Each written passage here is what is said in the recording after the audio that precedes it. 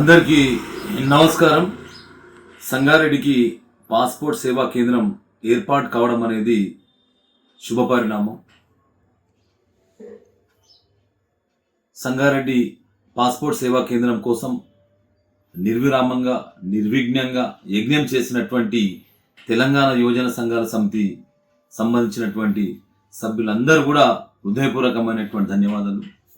గత సంవత్సరం old bus stand వద్ద సుమారు ఒక 1500 మంది సంగారెడ్డి ప్రజలు, విద్యార్థులు, మేధావులు అందరితో సంతకాల సేకరణ ప్రారంభించడం జరిగింది. ఆ సంతకాల సేకరణలో చాలామంది యువజన సభ్యులందరూ కూడా పాల్గొని వారి యొక్క సమయాన్ని వెచ్చించి సంగారెడ్డికి పాస్పోర్ట్ కేంద్రం కావాలనేటువంటి దాని మీద ప్రయత్నం చేసిన ప్రతి ఒక్కరికి నేను హృదయపూర్వకమైన ధన్యవాదాలు. అందులో ముందుగా మెట్టు శ్రీధర్ గారికి, సతీష్ గౌడ్ గారికి, రాయల్ కళాశాల ప్రిన్సిపాల్ అయినటువంటి కృపానిధి గారికి, అదేవిధంగా ఎండి అన్వర్ గారికి, మహిళా జూనియర్ కళాశాల ప్రిన్సిపాల్ గారు అయినటువంటి సునీత మేడం గారికి, అదేవిధంగా సల్లావుద్దీన్ గారికి, ఇక ఆర్మీకి సంబంధించినటువంటి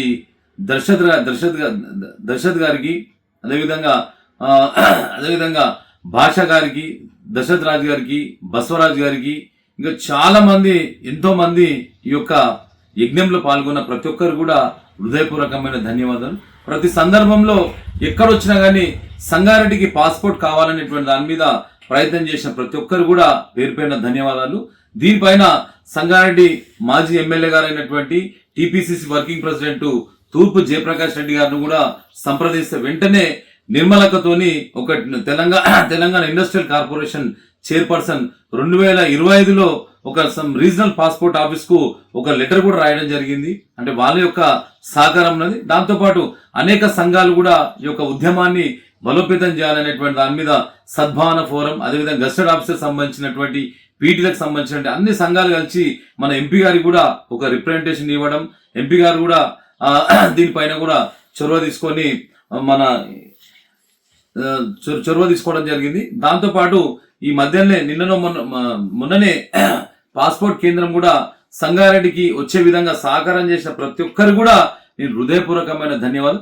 తెలంగాణ యువజన సంఘాల సమితి జిట్ట బాలకృష్ణారెడ్డి గారు ప్రారంభించినటువంటి యువజన సంఘాల సమితి అనేక పోరాటాలకు కూడా నిలువెత్తున నిదర్శనం. ఇక సంగారెడ్డి అభివృద్ధికి సంబంధించినటువంటి ఏ దానికైనా సరే కానీ మేము ఎల్లవేళలా సహాయ సహకారాలు చేయడానికి, ప్రజా ఉద్యమాలు చేయడానికి కూడా సంసిద్ధంగా ఉంటామనేటువంటి విషయాన్ని కూడా మరొకసారి హృదయపూర్వకమైనటువంటి ధన్యవాదాలు తెలియజేసుకుంటూ పాల్గొన్న ప్రతి ఒక్కరికి ప్రత్యేకమైన ధన్యవాదాలు తెలియజేసుకుంటూ సెలవు తీసుకుని జిన్నారం సంబంధించినటువంటి మీడియా సోదరులైనటువంటి శ్రీనివాస్ గారు, అదేవిధంగా చాలా మంది ఎంతో మంది మీడియాకు సంబంధించినటువంటి Sangareddy electronic media, print media, ప్రజా సంఘాలు కూడా సంపూర్ణ సహకారం చేసిన ప్రతి ఒక్కరు కూడా వాళ్ళందరూ కూడా పేరు పేరున హృదయపూర్వకమైనటువంటి ధన్యవాదాలు తెలియజేసుకుంటూ సెలవు.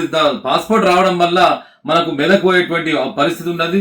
అదేవిధంగా హైదరాబాద్ పోయి మన సమయాన్ని కూడా చేసుకునేటువంటి పరిస్థితి ఉన్నది. సంగారెడ్డి పోస్ట్ ఆఫీస్ ఉంటుంది. ఏదున్నా ఒక 10-15 నిమిషాల్లోనే మనం కేంద్రానికి వచ్చేటువంటి అవకాశం ఉంటుంది.